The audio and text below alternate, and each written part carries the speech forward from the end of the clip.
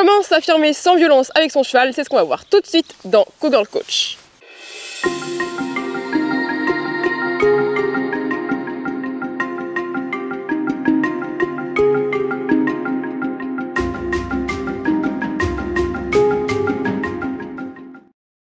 Hey tout le monde, c'est Cess de Galataram et aujourd'hui je vous retrouve dans un tout nouveau Cowgirl Coach pour parler du cadre du cheval qui est pas respectueux comme certains me le disent et comment s'affirmer, s'imposer entre guillemets sans pour autant être violent avec son cheval. On me dit souvent ouais mais Cess, mais moi je veux bien être ferme mais moi je veux surtout pas être violent avec mon cheval, je veux pas être méchant. Alors je te rassure tout de suite, personne n'a envie d'être méchant avec son cheval ou méchant tout court. C'est pour ça que je vais te donner les meilleurs conseils dans cette vidéo. Si ce genre de vidéo t'intéresse sur ce qui est leadership, partenariat interespèces avec ton herbivore préféré, que ce soit du coup les chevaux ou les vaches, comment toi est-ce que tu peux les éduquer à ta propre manière en faisant ta bonne petite salade en fonction de votre vie à tous les deux, je t'invite à cliquer sous la vidéo sur le bouton s'abonner et active la petite cloche pour ne rater aucune autre de vidéo. Tu as en ce moment une vidéo tous les 2 jours sur YouTube et tu as du contenu quotidiennement sur Instagram. Alors n'hésite pas à aussi me retrouver sur Instagram en cliquant juste ici. Première chose, pourquoi est-ce que tu veux t'affirmer? Ce qu'on entend le plus souvent c'est ouais mon cheval se fout de ma gueule, c'est sûr il le fait exprès.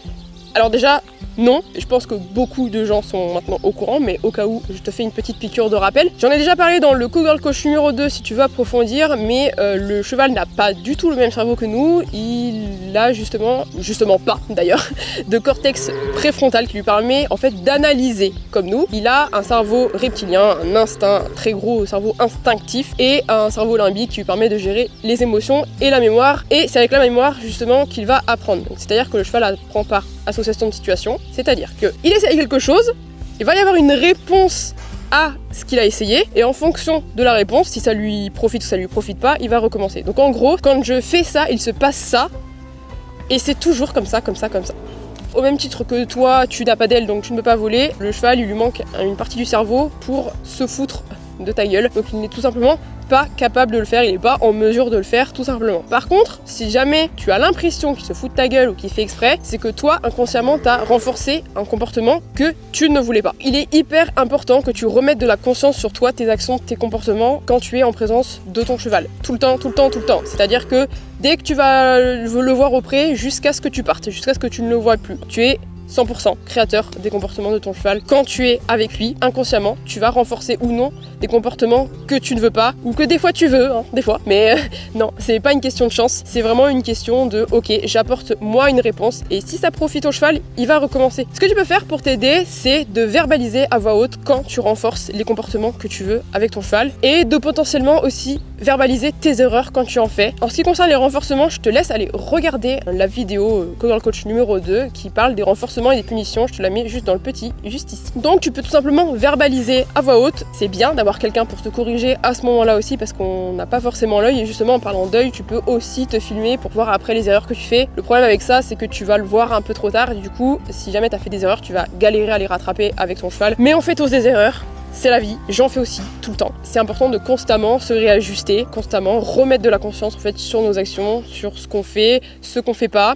C'est aussi le principe du inconsciemment incompétent, mais ça je vous en reparlerai un peu plus dans une prochaine vidéo. Autre chose, il faut absolument que tu arrêtes la confusion et le laxisme aussi dans ton éducation avec ton cheval. Même si tu as l'impression de ne pas l'éduquer et qu'il est déjà parfaitement éduqué, je te rassure tout de suite, tu l'éduques tout le temps. Même s'il est parfaitement dressé, éduqué, tout ce que tu vas apporter comme réponse, c'est encore de l'éducation. Il faut savoir que la confusion chez le cheval, c'est quelque chose qui peut engendrer beaucoup de frustration, donc des émotions parfois fortes, potentiellement des réactions agressives qui peuvent te mettre en danger, ou alors complètement l'éteindre, et ça fait un cheval résigné qui ne réagit plus à rien, puisque de toute façon, il sera puni quoi qu'il arrive puisque tu ne lui donnes pas clairement la direction à suivre. Le cadre, c'est ce qui va te rendre fiable aux yeux de ton cheval, c'est-à-dire que en toutes circonstances, quand lui, là-haut, il est en mode panique, il va pouvoir se raccrocher à toi, s'épauler à toi et te dire ok, celui-là, il est stable, celui-là, je peux complètement m'en remettre à lui parce que je sais qu'il va prendre les bonnes décisions pour moi, pour nous, donc il n'y a pas de problème, je peux redescendre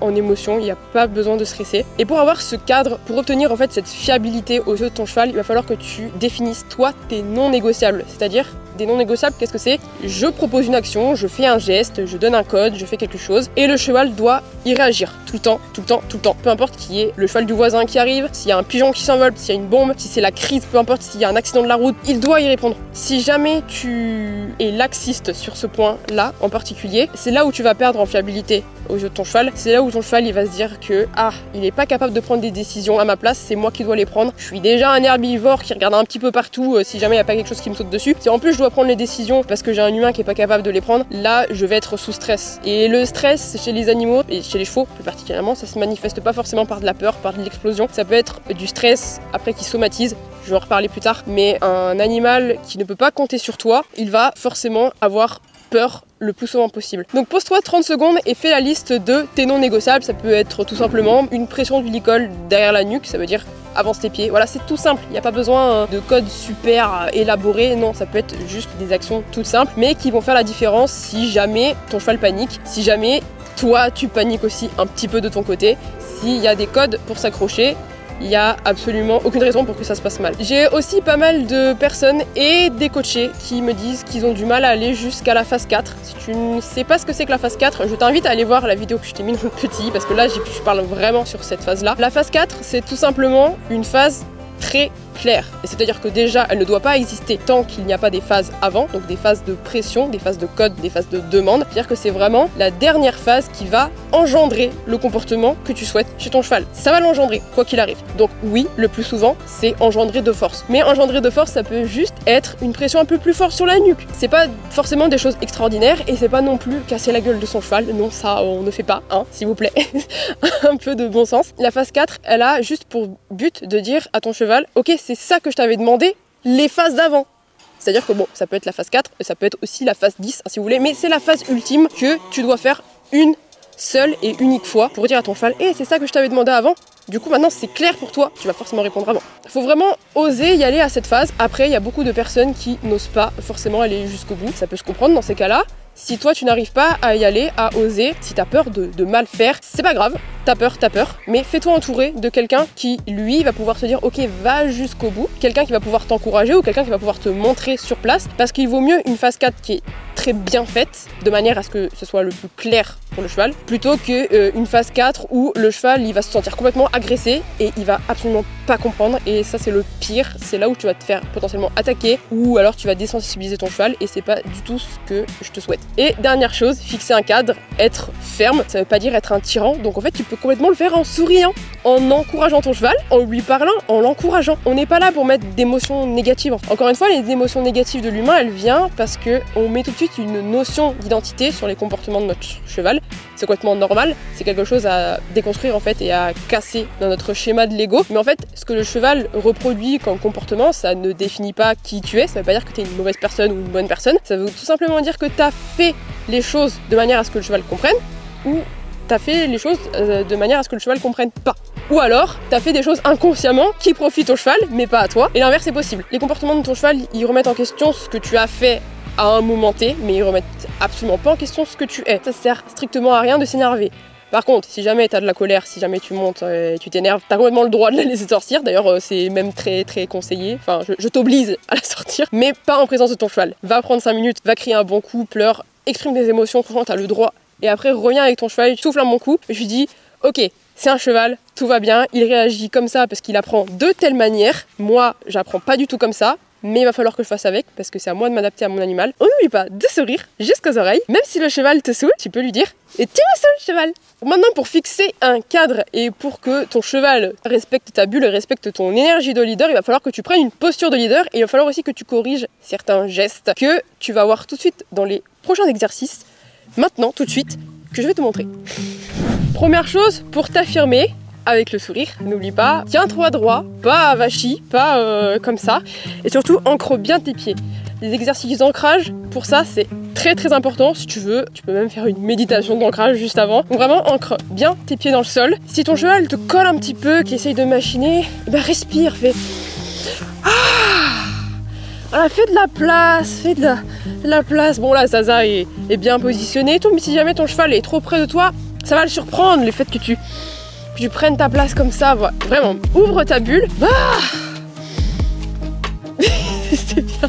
Et comme ça, ton cheval va visualiser vraiment ta bulle. Ensuite, il va toujours falloir que tu fasses très attention à comment tu positionnes tes pieds. C'est toi qui contrôles tes propres pieds. Donc à chaque fois que par exemple tu vas reculer, tu vas inviter ton cheval à venir vers toi. Ancre bien tes pieds. Tu peux demander à ton cheval, pour qu'il respecte ta bulle, un reculer par sensation. C'est-à-dire que la pression du licol va agir sur le chanfrein. Donc tu vas te mettre de chaque côté de ton cheval, de chaque côté de l'œil. Il faut toujours que tu aies l'œil en visu. Et tu vas exercer une pression sur le nœud progressive au niveau du chanfrein. Toi, grandis-toi et garde tes pieds. Dès que le cheval recule un pas, tu enlèves la pression. Ça, je te l'ai déjà expliqué dans les renforcements. Et tu fais la même chose des deux côtés pour ne pas désensibiliser ton cheval à un œil plus qu'un autre. Hop. Parfait. Et à chaque fois que le cheval fait un pas sur toi, un pas dans ta bulle, n'hésite surtout pas à toi le faire reculer. Même si c'est juste un pied. Au début c'est un pied, puis après c'est deux, puis après c'est trois, et après c'est sur toi. C'est bien. Ce que tu peux faire aussi quand toi tu sais pas trop si tu as conscience de tes pieds ou pas, ne t'attache pas les pieds, c'est de te mettre sur un montoir, donc c'est ce que je vais aller faire, sur un plot, ou carrément de mettre tes pieds dans un cerceau pour être sûr que toi tu ne recules pas. Donc je suis perché là-haut, si toi tu as l'habitude de reculer tes pieds, là juste tu vas pas les reculer, donc ça peut être très perturbant au début. Ça va te faire prendre conscience que en fait ton cheval tu l'attires à toi, comme tu l'attires, tu vas attirer ses pieds dans ta bulle. Donc là je vais demander à Zaza simplement de tourner autour de moi. Voilà.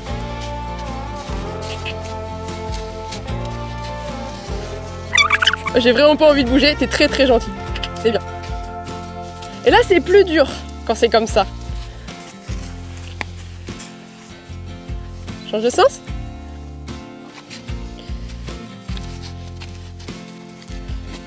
Hop. Hop. Et les épaules. C'est bien.